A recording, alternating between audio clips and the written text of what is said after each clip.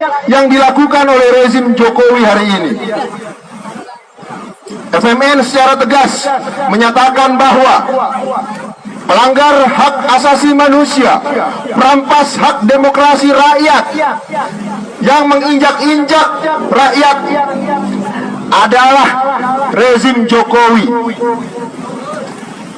Dengan berbagai kebijakannya yang tadi sudah disampaikan, bahwa rezim Jokowi di periode pertama hingga hari ini terus memperlihatkan watak aslinya sebagai rezim yang anti terhadap rakyat, terus memperlihatkan melalui kebijakan-kebijakannya bahwa rezim Jokowi terus merampas hak-hak demokratis rakyat, termasuk apa yang dihadapi oleh pemuda mahasiswa di kampus-kampus. Kita tahu bahwa kampus harusnya menjadi tempat untuk memproduksi ilmu pengetahuan dan teknologi demi kemajuan rakyat Indonesia, untuk memproduksi seluruh pengetahuan, untuk membebaskan rakyat Indonesia dari belenggu penindasan. Namun hari ini, di bawah kaki rezim Joko Widodo, kampus justru dijadikan sebagai pabrik untuk memproduksi ilmu pengetahuan yang memanipulasi dan menipu rakyat Indonesia. Kampus melalui profesor-profesornya, lembaga-lembaga penelitiannya, dan seluruh instrumennya dijadikan alat untuk melegitimasi secara akademik segala bentuk penindasan yang dilakukan oleh rezim Jokowi.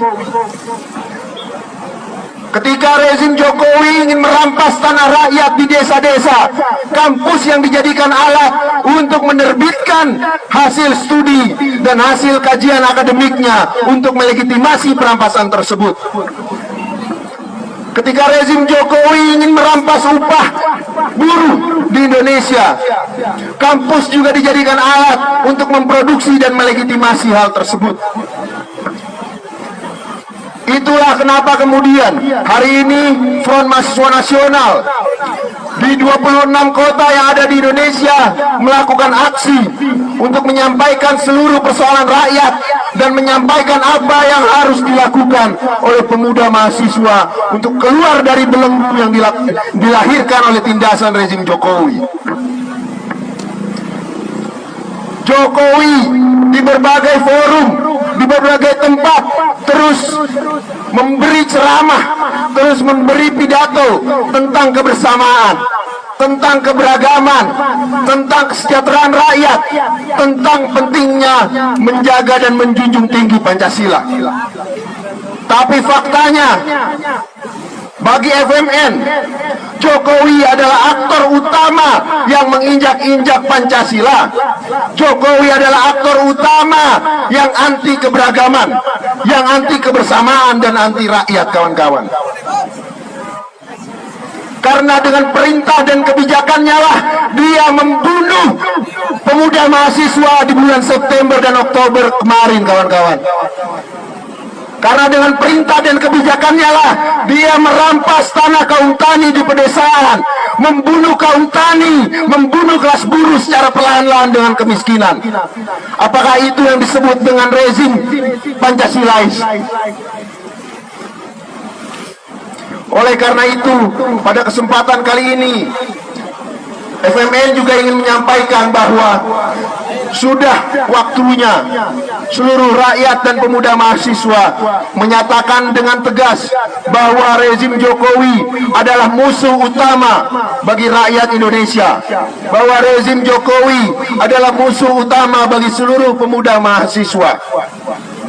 Rezim Jokowi yang terus mengabdikan dirinya, mengabdikan pemerintahan ini kepada kepentingan imperialis pimpinan Amerika Serikat, kepada tuan tanah besar, kepada borjuasi besar komprador, tidak akan pernah memberikan sedikit pun kesejahteraan bagi rakyat. Yang ada justru sebaliknya, kawan-kawan sekalian. Biaya pendidikan dan di seluruh Indonesia, di seluruh kampus-kampus yang ada di Indonesia setiap tahun mengalami kenaikan yang signifikan. Hal ini adalah bentuk nyata dari rezim Jokowi yang tidak menginginkan rakyatnya untuk hidup cerdas, yang tidak menginginkan pemuda mahasiswanya memiliki pengetahuan yang tinggi. Di sisi yang lain, perekonomian rakyat terus ditekan, terus diperas, dan terus dirampas oleh rezim Jokowi melalui berbagai skemanya.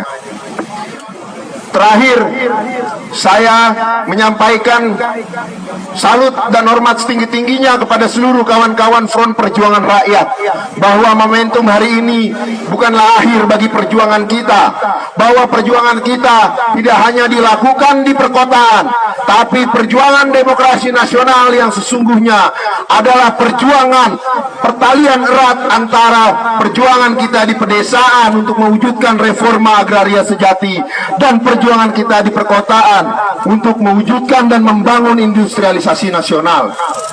Oleh karena itu, hanya ada satu jalan dan satu cara bagi rakyat Indonesia untuk keluar dari belenggu sistem terbelakang setengah jajahan, setengah feodal saat ini, yaitu melancarkan perjuangan yang keras, perjuangan yang besar, dan memobilisasi seluruh rakyat untuk membangun negerinya, untuk membangun ekonominya, dan berdaulat secara politik, tanpa bergantung pada investasi dan utang luar negeri, tanpa bergantung pada berjuasi besar komprador dan tuan tanah.